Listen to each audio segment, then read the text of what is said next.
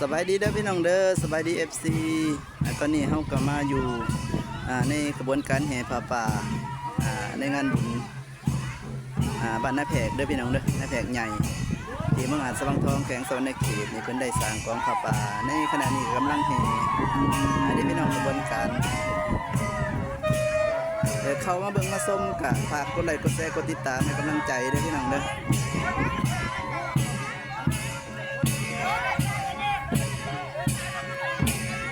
นี่คือกระบวนการแห่ผ้าป่าสามัคคีอยู่ที่บ้านนาแพกอันนี้พี่น้อง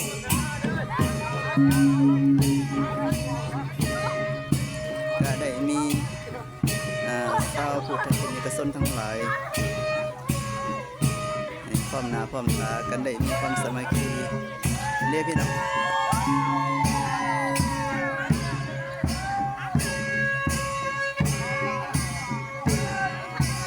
จะเข้ามาชมบรรยากาศไปพร้อมๆกันด้วยพี่น้องเด้อ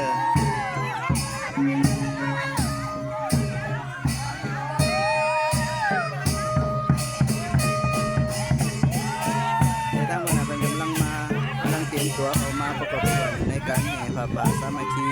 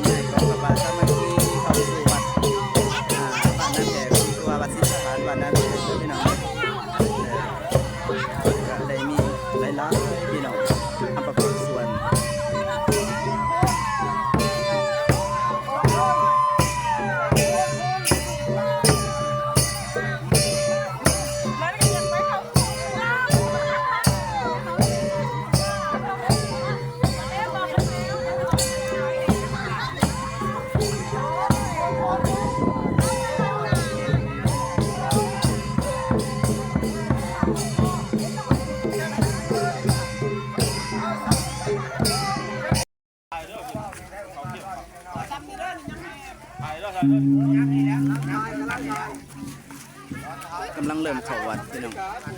กำลังหอดประตูวัด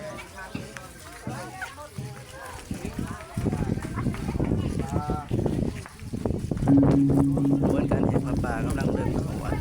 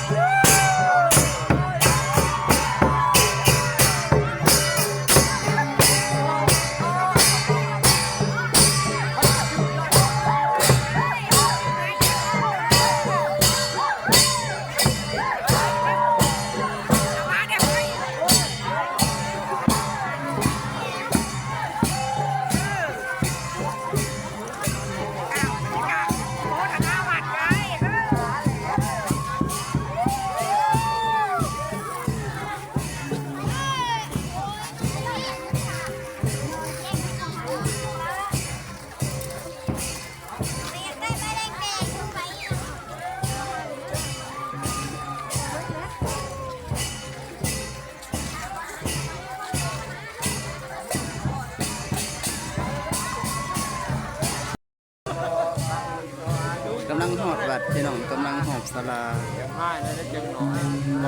กำลังหอบศาลาโฮมทำกำลังหอบวัดแจกนี่กระบวนการแห่ผ้าป่าสามัคคีพี่น้อง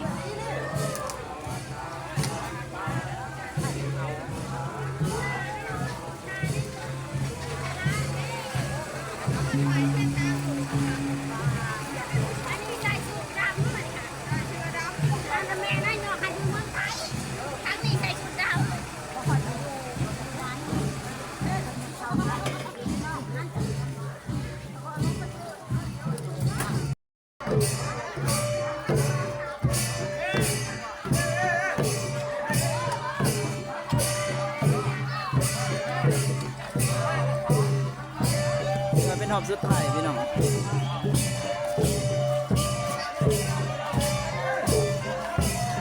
เดี๋ยวรอบสุดท้ายเดี๋ยวเขาไปไว้อยู่ตรงเรียนรอบสุดท้ายแล้ว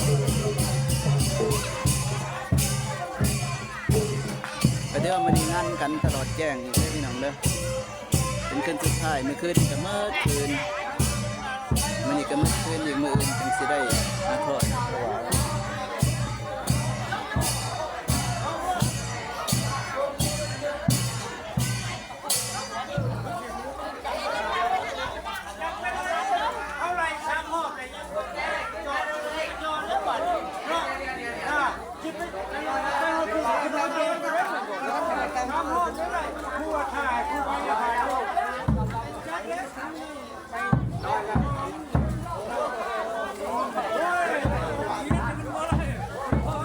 สำหรับคลิปนี้ก็ขอจบคลิปไว้เพียงแค่นี้แล้วพี่น้องเลยฝากติดตามให้กำลังใจด้วยพี่น้องฝากกดไลค์กดแชร์